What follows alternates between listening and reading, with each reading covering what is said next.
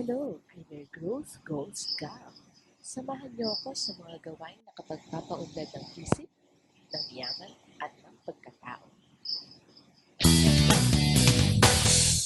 Guys and gals, hindi natin ito sponsor pero tuwing kailangan ko ng ID picture o kahit anumang picture, dito ako nagpupunta.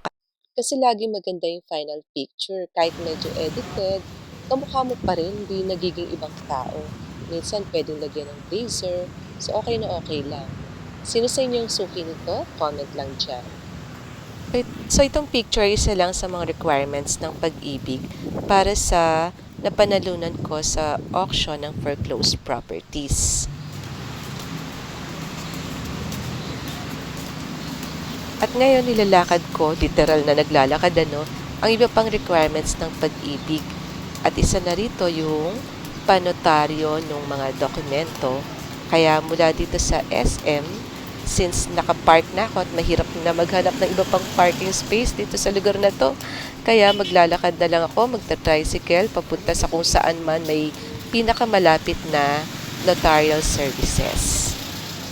Bale, ang ipapanotaryo ko, yung Certificate of Employment with Compensation and 1 month payslip. Tapos isasabay ko na rin yung Sworn Declaration of Loss of SSSID para sa susunod ko namang paglalakad ng iba pang dokumento.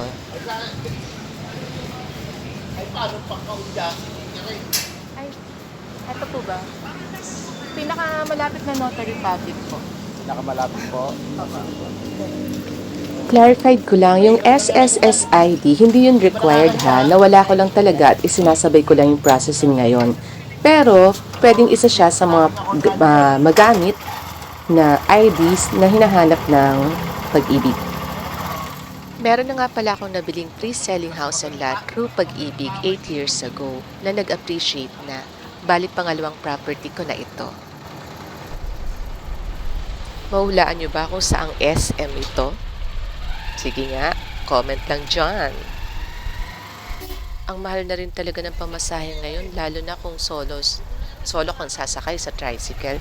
Pero matagal naman kasi naghintay si Manong at ang bait din naman niya. Tapos napakainit ng panahon, kaya sakto lang din talagang ganun. Kung tutuusin, hindi naman si Manong ang nagdedesisyon sa mga polisiya na makakatulong sana para sa mga tulad natin na nagko-commute. O tulad ni Manong na nagmamasada. Maganda nga siguro yung ginagawa sa ibang bansa na yung mga nasa mataas na posisyon, required na mag-commute para alam nila at nararamdaman nila kung ano yung hirap at mas pipilitan silang makaisip ng pwedeng maging pang-alalay sa mga tao. Hi! O kung hanggat wala yan, sariling sikap muna tayo siguro.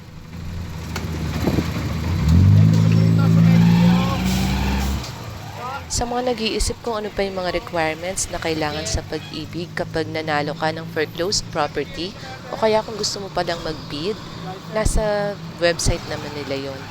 Mag-type ka lang ng pag-ibig sa Google search, lalabas naman yung kanilang official website. Hindi ko na nakunan sa video pero talagang inisa-isa ni Manong yung mga stalls kung sino yung may notary public na kailangan ko. Ang bait talaga niya. So, heto na nga guys and gals. Meron na akong notarized Certificate of Employment with Compensation. At yung isa ko pang document para sa SSS, ID na nawala ko. Papunta na ako ngayon sa Pag-ibig branch na pinakamalapit sa akin. Hulaan nyo kung saan. Kilala nyo ba ang mga nadadaanan ko ritong kalsada?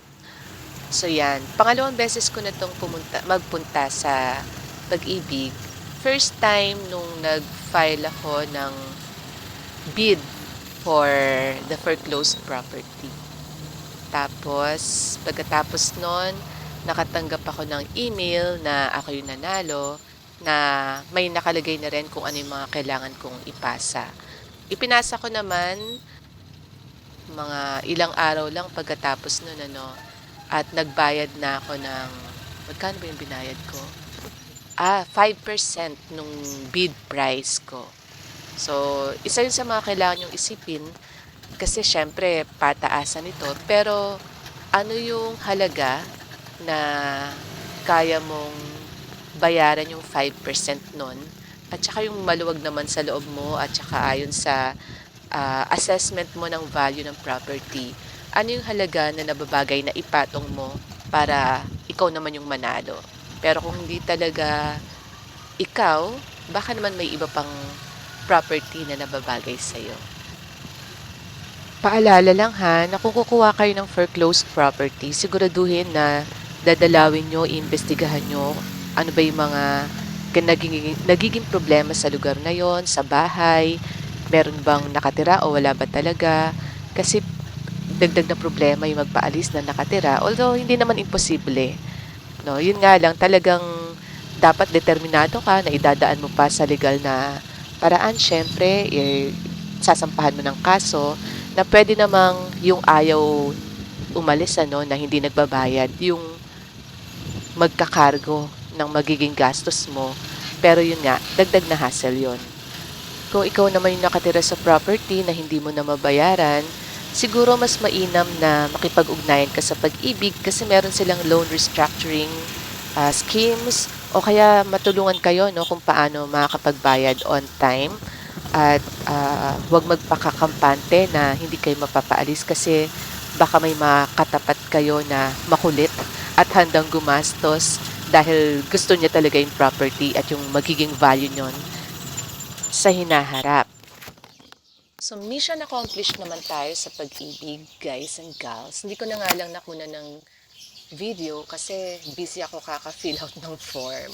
Anyway, nakauwi na at heto yung isa sa mga maganda kapag meron kang sariling lote, sariling bahay. Meron kang sariling mga halaman na namumunga na ngayon tulad ng asis na to. Share ko lang nung kukunin ko yung unit na to, may mga discouraging comments na medyo nakakapagpahina ng loob. Na totoo naman, malayo, malubak ang daan, etc.